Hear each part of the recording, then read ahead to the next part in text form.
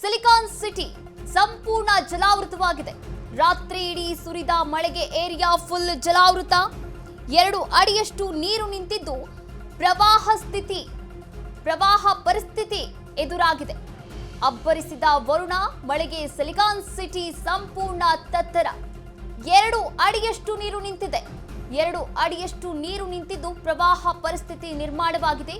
ವರುಣಾರ್ಭಟಕ್ಕೆ Sai layout ಸಂಪೂರ್ಣವಾಗಿ ಮುಳುಗಿ ಹೋಗಿದೆ. ಇನ್ನು ರಾತ್ರಿ ಇಡೀ ಸುರಿದಂತಹ ಮಳೆಗೆ ಏರಿಯಾ ಫುಲ್ ಜಲಾವೃತವಾಗಿದೆ. ಸಾಯಿ ಲೇಔಟ್ನಲ್ಲಿ ಎಲ್ಲಿ ನೋಡಿದ್ರೂ ಕೂಡ ನೀರೋ ನೀರು ನೀರು. ಇನ್ನು ಮನೆಯೊಳಗೂ ನೀರು ನುಗ್ಗಿ ವಸ್ತುಗಳೆಲ್ಲ ಕೂಡ ಚೆಲ್ಲಾಪಿಲ್ಲಿ ಆಗಿರುವಂತದ್ದು. ವಸ್ತುಗಳು ಸಂಪೂರ್ಣವಾಗಿ ನೀರು ಪಾಲಾಗಿ ಹೋಗಿದೆ. ಅಲ್ಲಿನ ಜನರ ಪರಿಸ್ಥಿತಿ ಅಯೋಮಯವಾಗಿರುವಂತದ್ದು. ನೀವು ಕೂಡ ದೃಶ್ಯಾವಳಿಗಳಲ್ಲಿ ಗಮನಿಸಬಹುದಾಗಿದೆ. 2 ಅಡಿಯಷ್ಟು ನೀರು ನಿಂತಿದೆ. ಇನ್ನು ಅಲ್ಲಿನ ಸ್ಥಳೀಯರ ಒಂದು ಗೋಳು ಕೇಳೋರು ಯಾರು ಎನ್ನುವಂತಹ ಪರಿಸ್ಥಿತಿ ನಿರ್ಮಾಣವಾಗಿರುವಂಥದ್ದು. ರಾತ್ರಿ ಇಡೀ ಮಳೆರಾಯ ಸುರಿದಿದ್ದಾನೆ. ಇನ್ನು ರಾತ್ರಿ ಇಡೀ ಸುರಿದಂತಹ ಮಳೆಗೆ ಸಂಪೂರ್ಣ ಸಾಯಿ ಲೇಔಟ್ ಯಾವ ಪರಿಸ್ಥಿತಿಯಲ್ಲಿದೆ ಅನ್ನೋದನ್ನ ನೀವು ಕೂಡ ಗಮನಿಸಬಹುದಾಗಿದೆ. ಇನ್ನು ಬಸ್ ಕೂಡ 2 ಅಡಿಯಷ್ಟು ಮುಳುಗಿ ಹೋಗಿರುವಂಥದ್ದು.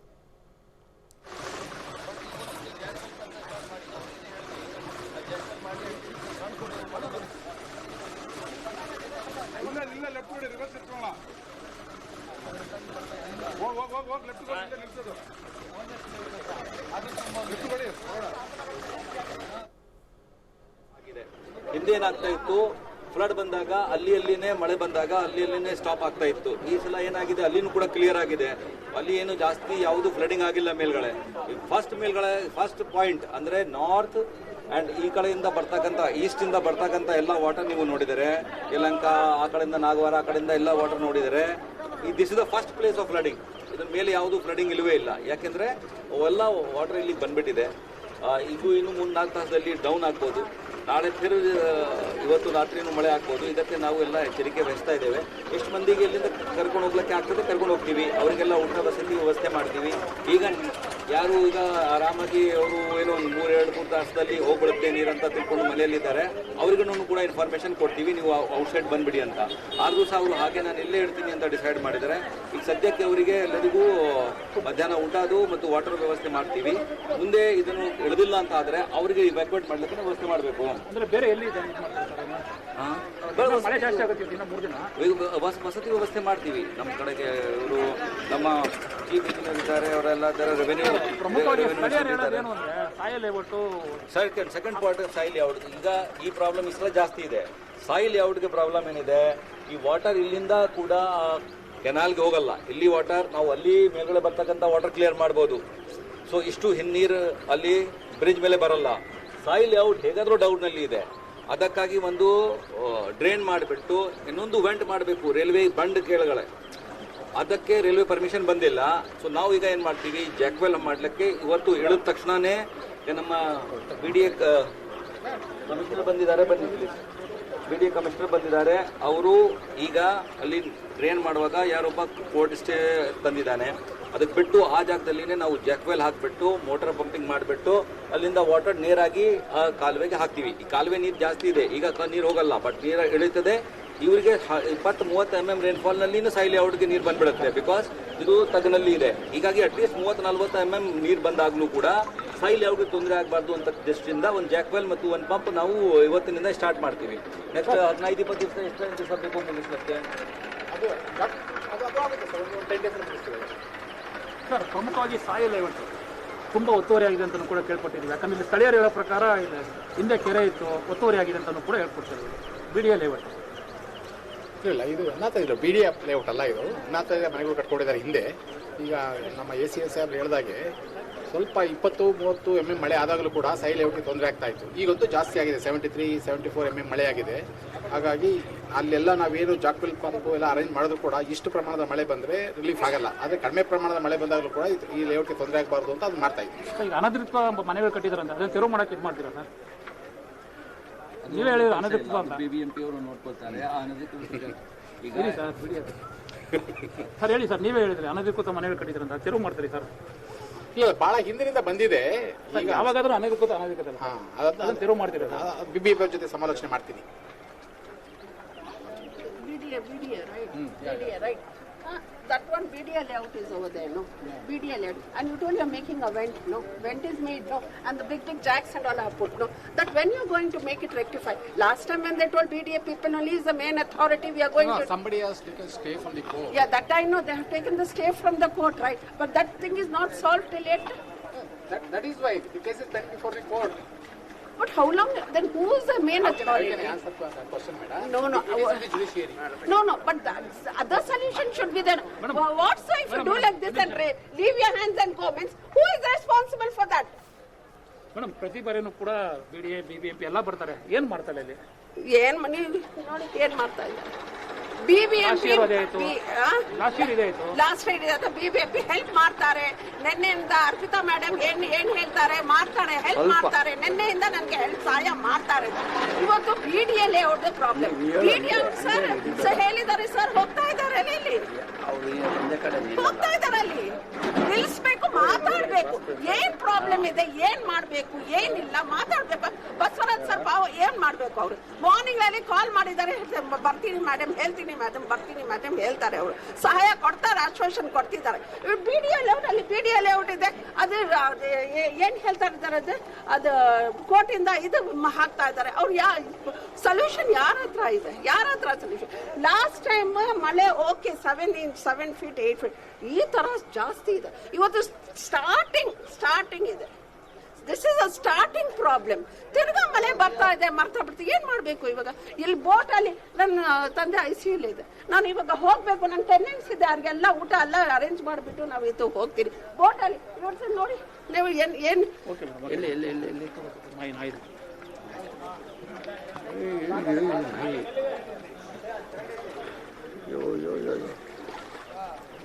ಕಿರಣ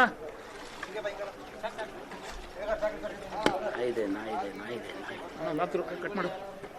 ಹಲೋ, ಕಟ್ ಮಾಡು, ಮಾತ್ರ ತಗೊಳ್ಳೋಣ. ಹಲೋ, ಕಟ್ ಮಾಡು.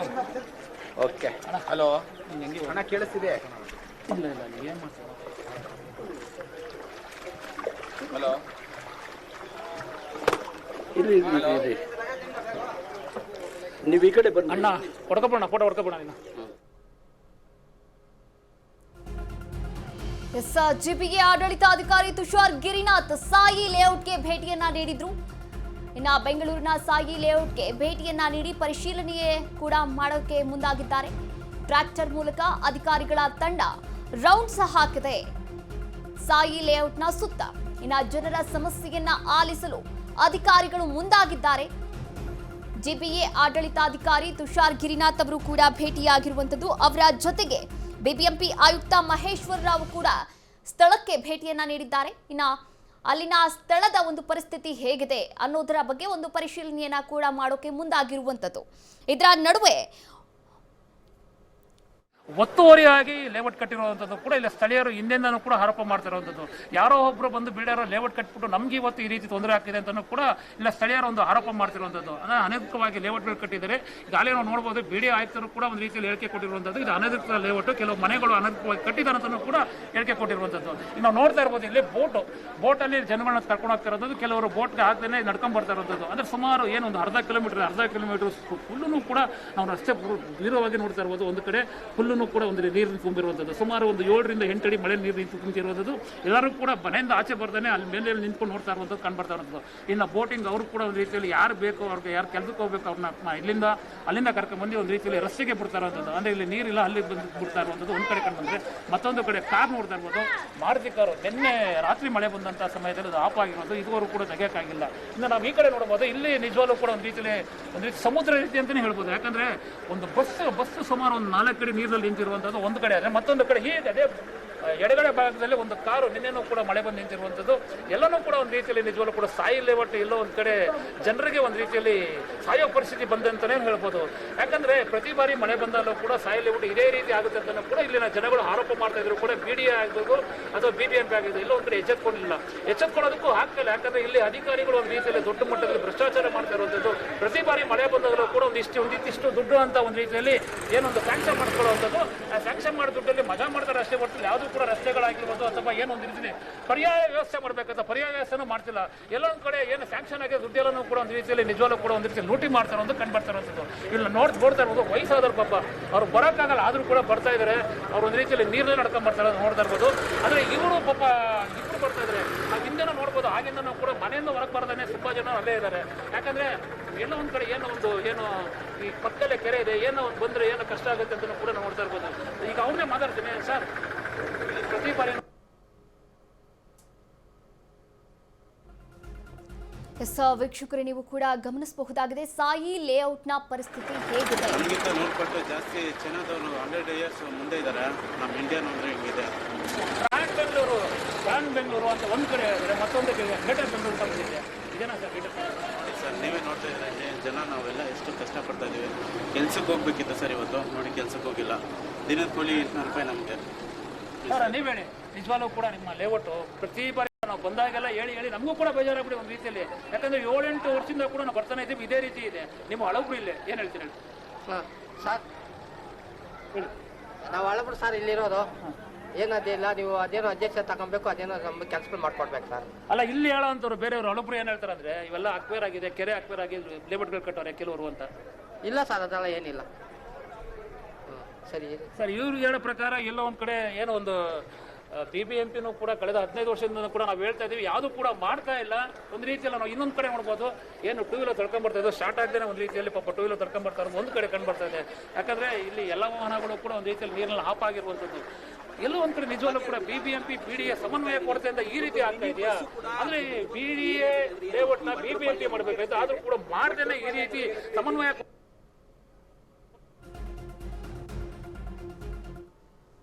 ಲೂಟಿ ಮಾಡ್ತಾ ಇದಾರೆ ಅಂತಾನೆ ಹೇಳ್ಬೋದು.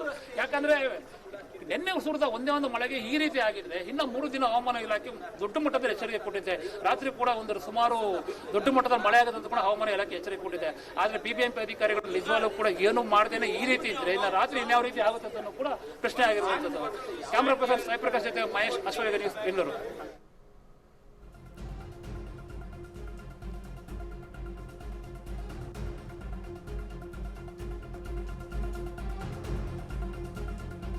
ಸಾಯಿ ಲೇಔಟ್ನಲ್ಲಿ ಪ್ರವಾಹದ ಪರಿಸ್ಥಿತಿ ನಿರ್ಮಾಣವಾಗಿದೆ. ಜನರ ರಕ್ಷಣೆಗೆ ಬೋಟ್ ಮೂಲಕ ಮುಂದಾಗಿದೆ ಕಾರ್ಯಾಚರಣೆ ಆರಂಭ ಮಾಡಲಾಗಿರುವಂತದ್ದು. ಪ್ರವಾಹದಿಂದ ಮನೆಯಲ್ಲಿಯೇ ಇರುವಂತಹ ಜನರು ಲಾಕ್ ಆಗಿದ್ದಾರೆ. ಅಗ್ನಿಶಾಮಕ ದಳ, ಸಿವಿಲ್ ಡಿಫೆನ್ಸ್ನಿಂದ ಆಪರೇಷನ್ ಕಾರ್ಯಾಚರಣೆ ಆರಂಭ ಮಾಡಲಾಗಿದೆ. ಜನರ ಸ್ಥಳಾಂತರ ಕಾರ್ಯಾಚರಣೆಗೆ ಮುಂದಾಗಿದ್ದಾರೆ ಅಧಿಕಾರಿಗಳ ತಂಡ. ಅಗತ್ಯ ವಸ್ತುಗಳ ಪೂರೈಕೆಯನ್ನ ಕೂಡ ಮಾಡಲಾಗ್ತಾ ಇರುವಂತದ್ದು. ಸಾಯಿ ಲೇಔಟ್ನಲ್ಲಿ ಕಂಪ್ಲೀಟ್ ಆಗಿ ಪ್ರವಾಹದ ಪರಿಸ್ಥಿತಿ ನಿರ್ಮಾಣವಾಗಿರುವಂತದ್ದು. ಎಸ್, ಈ ಕುರಿತಂತೆ ಗ್ರೌಂಡ್ ರಿಪೋರ್ಟ್ ಅನ್ನ ಕೂಡ ನೀಡಿದ್ರು ನಮ್ಮ ಪ್ರತಿನಿಧಿ ಮಹೇಶ್ ಅವರು. ಎಸ್, ನೀವು ಕೂಡ ಗಮನಿಸಬಹುದಾಗಿದೆ ಅಲ್ಲಿನ ಒಂದು ಪರಿಸ್ಥಿತಿ ಹೇಗಿದೆ. ಸಿಲಿಕಾನ್ ಸಿಟಿ ಬೆಂಗಳೂರು ಅಂತ ಬಂತು, ಆನಂತರ ಬ್ರ್ಯಾಂಡ್ ಬೆಂಗಳೂರು ಅಂತ ಬಂತು, ಇದೀಗ ಗ್ರೇಟರ್ ಬೆಂಗಳೂರು. ಯಾವುದೇ ಬೆಂಗಳೂರು ಬಂದರೂ ಕೂಡ ಬೆಂಗಳೂರಿನ ಜನರ ಒಂದು ಪರಿಸ್ಥಿತಿ ಮಳೆಗಾಲದಲ್ಲಿ ಅಧೋಗತಿ ಎನ್ನುವಂತಹ ಒಂದು ಪರಿಸ್ಥಿತಿ ನಿರ್ಮಾಣ ಆಗಿರುವಂಥದ್ದು. ಇನ್ನು ಕೆಲವೊಬ್ರು ಮಹಿಳೆ ಕೂಡ ಅಲ್ಲಿ ಮಾತನಾಡ್ತಾ ಇದ್ರು, ಏನು ಕ್ರಮವನ್ನ ತೆಗೆದುಕೊಳ್ತಾ ಇದ್ದೀರಾ? ನನ್ನ ತಂದೆ ICUನಲ್ಲಿದ್ದಾರೆ, ಆದರೂ ಕೂಡ ಏನು ಕ್ರಮವನ್ನ ತೆಗೆದುಕೊಳ್ತಾ ಇಲ್ಲ. ನೀವು ಬರ್ತೀರಾ, ಆಶ್ವಾಸನೆ ಕೊಡ್ತೀರಾ, ಹೋಗ್ತೀರಾ. ಇದೆಲ್ಲೋ ಒಂದು ಕಡೆ BDA ಆಗಿರ್ಬೋದು, BBMP ಆಗಿರ್ಬೋದು, ಇವರಿಬ್ಬರ ಒಂದು ಆಡಳಿತ ಏನಿದೆ ಸಮನ್ವಯವಾಗಿಲ್ಲ. ಸಮನ್ವಯ ಒಂದು ಇಲ್ಲದೆ ಇರುವಂತಹ ಕಾರಣವೇ ಇಷ್ಟೆಲ್ಲ ಅಚಾತುರ್ಯಗಳು ನಡೆಯೋಕೆ ಕಾರಣ ಆಗ್ತಾ ಇರುವಂಥದ್ದು. ಬೆಂಗಳೂರಲ್ಲಿ ಒಂದೇ ಒಂದು ಮಳೆಗೆ ಈ ರೀತಿ ಪರಿಸ್ಥಿತಿ ನಿರ್ಮಾಣವಾದ್ರೆ ಇನ್ನು 3 ದಿನಗಳ ಕಾಲ ಇರುವಂಥದ್ದು. ಮಳೆರಾಯಿನ ಆರ್ಭಟಕ್ಕೆ ಇಡೀ ಬೆಂಗಳೂರೇ ಮುಳುಗಿ ಹೋಗುತ್ತಾ ಎನ್ನುವಂತಹ ಪರಿಸ್ಥಿತಿಯಲ್ಲಿ ಆತಂಕದಲ್ಲಿ ಜನರಿದ್ದಾರೆ. ಇನ್ನು ಬೊಮ್ಮನಹಳ್ಳಿಯಲ್ಲೂ ಕೂಡ ಎಲ್ಲಿ ನೋಡಿದ್ರೂ ಕೂಡ ನೀರು ನೀರು ನೀರು. ಬೆಂಗಳೂರಿನ ಬಹುತೇಕ ಏರಿಯಾದಲ್ಲಿ ಪ್ರವಾಹದ ಪರಿಸ್ಥಿತಿ ನಿರ್ಮಾಣವಾಗಿದೆ. ನೀರಿನಿಂದ ಕಂಪ್ಲೀಟ್ ಬಹುತೇಕ ರಸ್ತೆಗಳು, ಏರಿಯಾಗಳು ಜಲದಿಂದ ಆವೃತವಾಗಿರುವಂಥದ್ದು. ಇನ್ನು ಮನೆಯಿಂದ ಜನರು ಹೊರಗೆ ಬರಲಾಗದಂತಹ ಪರಿಸ್ಥಿತಿ ಕೂಡ ನಿರ್ಮಾಣವಾಗಿದೆ.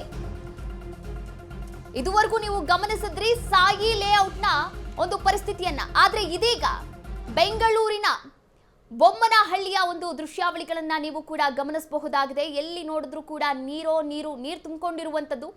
ಇನ್ನ ಮಳೆ ನೀರು ಒಂದು ಕಡೆ ಈಗಾಗಲೇ ನಾವಿಲ್ಲಿ ಗಮನಿಸೋದಾದ್ರೆ ಕಾಲುವೆ ನೀರು ಕೂಡ ಸಂಪೂರ್ಣವಾಗಿ ತುಂಬಿ ಹೋಗಿರುವಂಥದ್ದು.